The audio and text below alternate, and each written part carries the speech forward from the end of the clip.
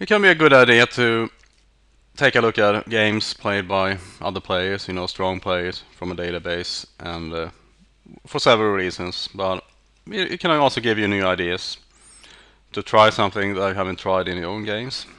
And the opening that I'm going to talk about is something that when you first see it, it really looks ugly for black. I mean, you'll see what I mean.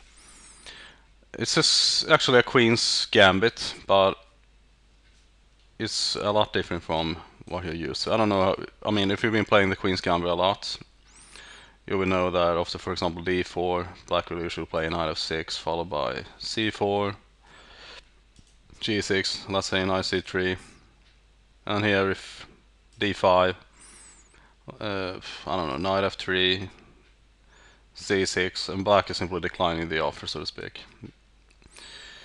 But there are many other ways, of course, that black can play. You can go with an insignia with bishop e4, e3, castles, and so on and so forth. So I'm not going to talk about that.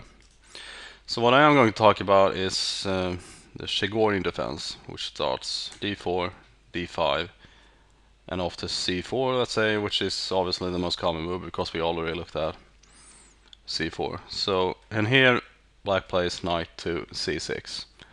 And this really looks bad for black. I mean, usually you don't want to put a piece in front of your c-pawn. As for example in Scandinavian defense, white can put after, for example, e takes d5, queen takes d5, and knight c3. There's a knight in front of the c-pawn, and I mean it doesn't feel too nice for for either color. But this is actually a specific idea.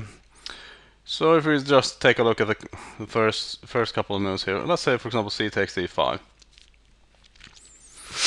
and black can play. Well, he could go knight b4, but I mean I don't really see the point of delaying. So queen takes d5, and obviously knight c3 doesn't actually. It's not a very good idea because black can just take, and I mean I don't see any compensation here. So for that reason, let's say e3, for example, and black plays e5, followed by knight c3, bishop e4, and bishop d2. Black is now forced to take the knight, because if he doesn't take the knight and goes to, let's say, queen d8, white can play d5. Let's say bishop takes c3, bishop takes c3, knight c to e7, bishop takes f6, bishop g3, and knight takes. This could be played, but I think, oh well, after, for example, e4, the knight has to move and then just this trade. So no, I don't like this. So for that reason, it's better to play bishop takes c3. Oops. Bishop takes c3. White could take with the bishop here, but after bishop takes c3, e takes e4, knight e2, knight f6, knight takes d4, castles, knight b5. Or, well, it could be play bishop queen b3, but let's say knight b5, queen g5. If takes over here, then bishop g4. Well, I guess I could have played rook d8 too. Well, okay, bishop g4. If f3, rook a to c8. I think it's very important to take a look at the most obvious moves that people will play over the board. So these moves are not that often played. So for example, after bishop f3, g4, queen b3, rook a to d8, and queen takes b7, rook d6, queen b5, queen g6. I'm not so sure about this line for black, actually. It doesn't look too good. So after castles, knight b5. Queen takes d1 could be played, but after queen takes d1, rook takes, the knight has to go back in order to protect this pawn on c7. And bishop c4, a6, the knight goes back to d4, takes, knight d6. So I suppose black actually gained one back the tempo. So maybe this could be played, although it doesn't look too good. But I did say, however, that Bishop takes c3 is not as often played as b takes c3 for the simple reason that we just saw that, you know, those potential complications. It's not actually clear who's better there. So I think b takes c3 is better. Knight f6, f3, knight to f3 could be played, but then after, for example, let's say e4, the knight really has nowhere to go but back to g1. And black can just castle here like this, and then knight comes back, and knight a5. It looks like black has is ahead in development. I mean, his castle, he only has one more pieces to develop. But then after knight f4, queen c6, c4, knight takes, rook c1, b5. I mean, even if this trade would ever take place, this pawn is kind of loose on c4 anyway. So white is not afraid of giving black a pawn. What else? Okay, so b takes c3, knight f6. f3 is the most common played here, obviously because, well, I don't want to say obviously because knight f3 is not very often played. Not perhaps c4 is the reason why it's not, but I don't know. Perhaps bishop g4, bishop b2, e4, and the knight has to go back anyway. And here the opening move is actually bishop takes c2, but I don't think I would take here if in this situation for black. I would probably just go to f5 or d7 or something. I don't know. Or maybe even back to c8, because obviously this knight has to come out somewhere. So anyway, enough about that. f3, castles, e4, queen d6, d5. This looks a little bit scary, but knight e7, c4, c6 isn't a try, but it doesn't really change much because white doesn't really have to do much. We can just go to, let's say, e3, knight d7, knight e2, or perhaps try to get this bishop out first with bishop d3 or something. But there is a check, although I'm not so sure. The book gives knight e2, but I don't see why bishop d3 would be such a bad idea. I mean, if check, no problem. He just goes up here. So it doesn't make any difference at all. And also after bishop d3, the idea is simple. Let's just give black a move here. Like, I don't know, f5 for example. Then this move, and if f4, I don't know, maybe up there, and then let's say this move, castles perhaps. And also there's a threat here, like a3 followed by bishop b4, and also c5. I'm not so sure about black's future here. I don't have that much experience with this opening actually, so maybe I could be totally wrong about everything that I'm saying here, but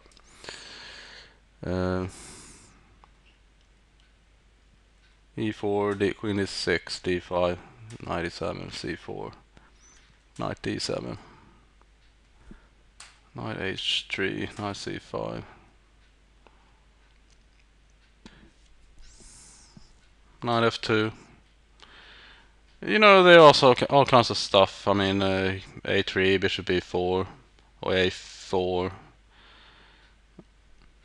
It looks a little bit messy to me. So let's go all the way back. c4 is the most common play, and obviously if we want to go Chigorin Defence, I have to play knight c6, I think.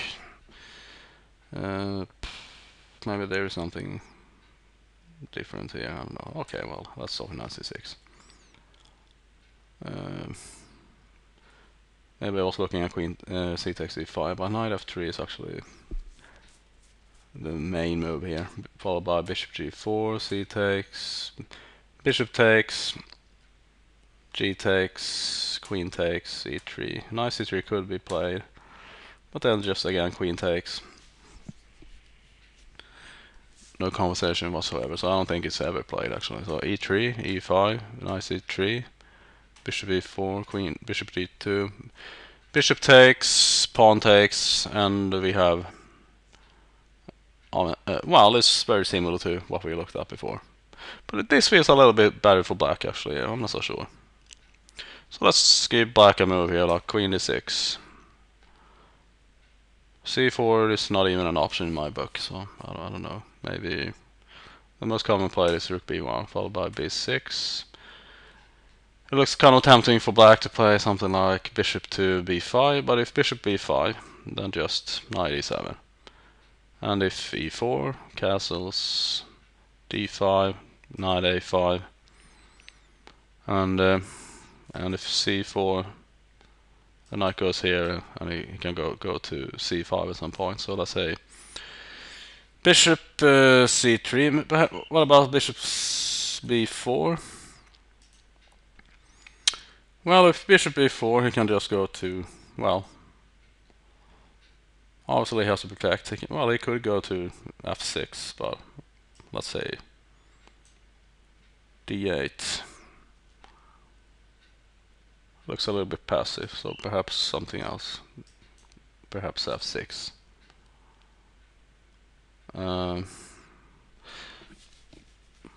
But this is actually not a book move, so I think. But you know, it's not so important to stare yourself blind on book moves. So knight b7 obviously because bishop takes a5 is kind of an idea here. So knight b7, bishop c3, and this is actually played instead of bishop b4 that I was looking at. Queen f6. So okay, maybe I wasn't too far from the truth, so to speak, because I said bishop b4 and then queen f6 or queen d8, but here after queen f6, so I mean bishop c3 and now queen f6. Bishop d7, knight c5, bishop g4, knight g6, and this is the end of this variation. Well, let's take a quick look at what black has. First of all, he has this square on f4 for the knight, and also the queen. The queen could also come to h4 or even f4, but it's not actually doing very much. So, and also black it's not so much of a threat, but he could play h5 at some point and kick this bishop away. But also white could play something like this and pin the knight, and that's a little bit annoying because if let's say bishop b4 just for the fun of it, and the rook goes somewhere like d8, then white can even take, and but I'm not so sure if this is such a good idea because this bishop can never stop this knight from entering the black square, so I don't know. So maybe that's not a very good idea, because now there's no piece to stop this knight from ever entering, for example f4 or d4 or even b4, you know. So even though bishop b4 kind of messes up black's pawn structure, but I think takes on c5 is a bad idea. So knight g6, and this was the last book move. Well, since this is the last book move, I'm not so sure what is going on here. Maybe if okay, let's see. Knight g6 is wise move. Well, if white doesn't do anything, then h5 followed by knight to h4, threatening this pawn. So obviously white has to do something active. So the question is what white can do here. Sacrificing a pawn obviously doesn't work. Well, it looks a little bit difficult how to defend this pawn. I mean, black is actually... So let's, for example, just give white a move here, like a3. Just to see what I'm talking about. So then now knight h4, and this pawn is under attack. So okay, it's well actually after a3. How about okay a3, and now h5, which doesn't work of course, because if h5 now, I can just take the pawn. So obviously that doesn't work right now. So with a3, knight h4, black could play g6 followed by h5. So how to defend this pawn? It's not so clear. But you know, black has to move a couple of times. So let's just make a move like this. And now g6, preparing h5. But then castles is not a fantastic idea, I think, because the king is kind of exposed.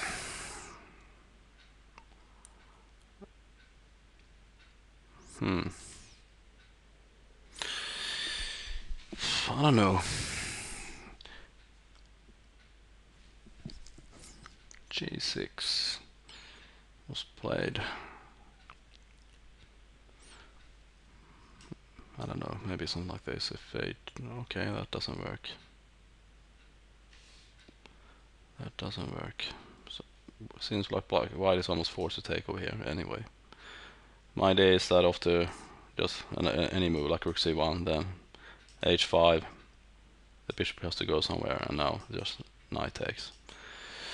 So it doesn't work. So white after g6 has a problem, and is almost forced to take this knight, because after black takes back, he can now play this move, rook b3, in order to protect this pawn. But black can play h5 anyway, rook h3, and now play something like rook a to b8, just taking over this diagonal, not a diagonal, but this file. And if white takes, then this pawn is probably going to be lost, so he can't do that. He has to do something else, perhaps this.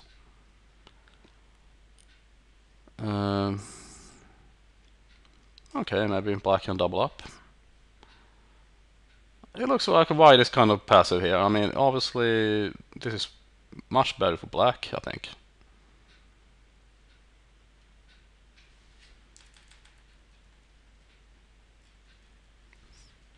I was just messing around. These were just off the top of my head. I mean, I had no engine running or anything. I was just taking a look at these moves. So how did we actually get here? Knight f3, bishop g4, c takes d4, bishop takes f3, g takes. If d takes c6, the bishop simply comes back to c6, and I think black is better here. He has the bishop pair, and well, it could mean something. So g takes f3, queen takes d5, bishop e3 is a move, but that looks, well, no, I wouldn't play that. I would definitely go with e3, even though it looks a little bit passive in my opinion. e5, like we looked at before, knight c3, bishop b4, bishop g2. a3 is also possible.